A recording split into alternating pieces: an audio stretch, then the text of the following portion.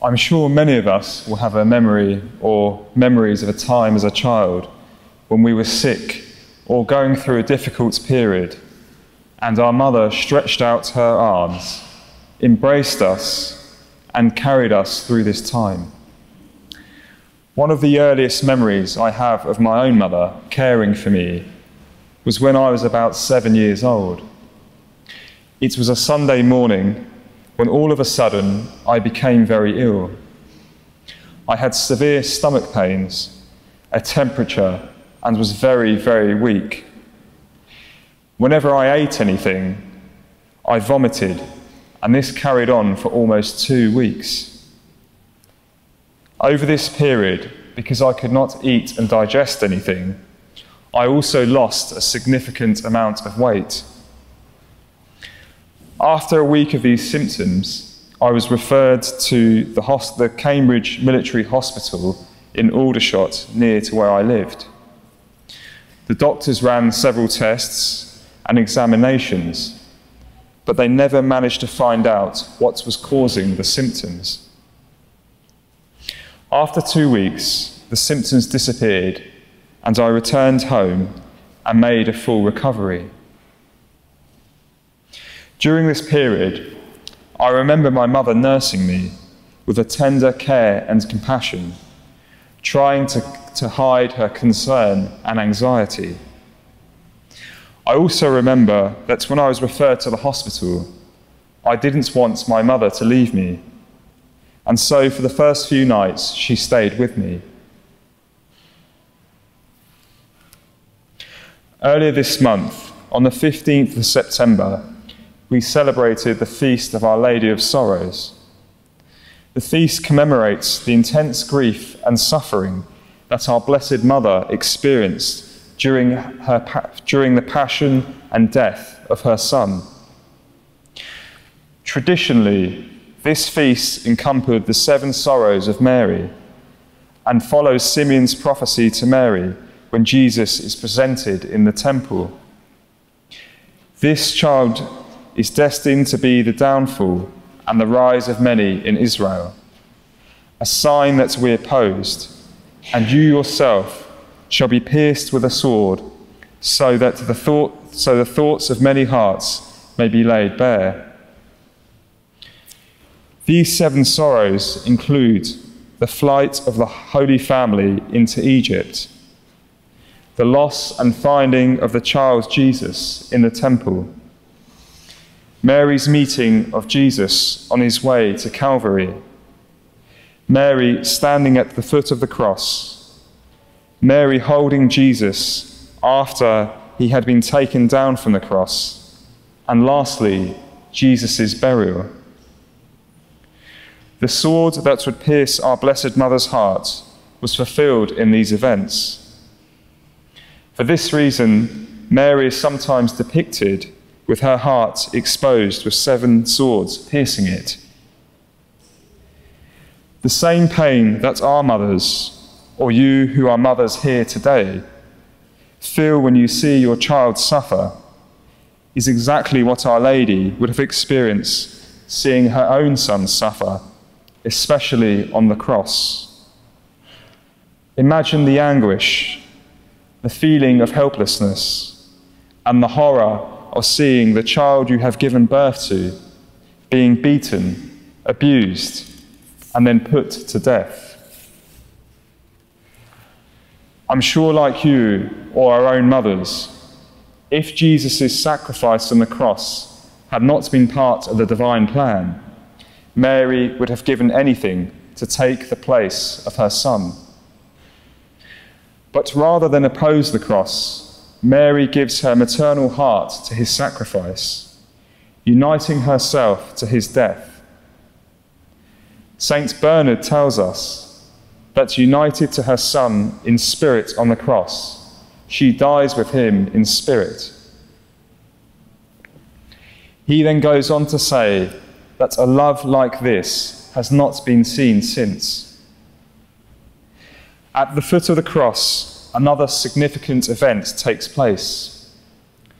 Jesus turns to Mary and says, "Woman, here is your son." And he turns to the disciple and says, "Son, here is your mother." And the gospel continues. From that moment on, the disciple took her into his home. It is in that moment that Jesus commends his mother to us, to be our spiritual mother in faith. At the same time, he commends us to his mother, to be her spiritual children in faith. Jesus invites his mother to partake in his mission to save souls. Indeed, this began with Mary's fiat, when she accepted God's invitation to conceive and give birth to God's Son. If we are the spiritual children of our blessed Mother in heaven, then she also will give us the same care and attention as her Son. Her maternal instincts mean that she looks upon her spiritual children with the same loving gaze. She sees our potential. She sees those things that are unique to us. And like any mother, she never stops loving us despite our many faults and weaknesses. If you were like me when you were younger, whenever I wanted something, I would always go to my mum, especially if Dad said no. If my request was reasonable, my mum would talk with my dad, and if they decided that whatever I requested was reasonable, then they would grant it to me. Mary wants what's best for her children, and while never contradicting her Son, because of her maternal instincts, she always stands before her Son, interceding for our very needs, and asks him to intervene in our lives, leading us to a greater good, or bringing out a greater good in us. Because Mary suffered with her Son in his suffering, she also suffers with us. This is what Jesus meant when he commended her to us, that she may also be with us in our suffering. You could say that in our suffering, another sword pierces her heart. Because this further sword pierces her heart, she has the utmost compassion for us, her children. Focusing on the compassion of our Blessed Mother, our Holy Father, St. John Paul II, reminded the faithful that Mary Most Holy is the loving consoler of those touched by the many physical and moral sorrows which afflict and torment humanity. She knows our sorrows and our pains, because she too suffered from Bethlehem to Calvary. Mary is our spiritual mother, and the mother always understands her children and consoles them in their troubles. She has that specific mission to love us, received from Jesus on the cross, to love us only and always, so as to save us. Mary consoles us above all by pointing out the crucified one and paradise to us. Mary's mission is always to lead us to her Son. It is only he that can bring about our redemption.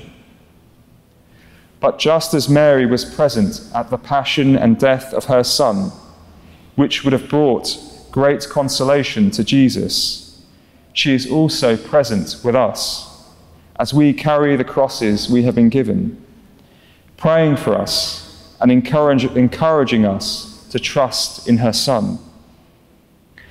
Her loving presence in our lives should always bring us great consolation in our own suffering.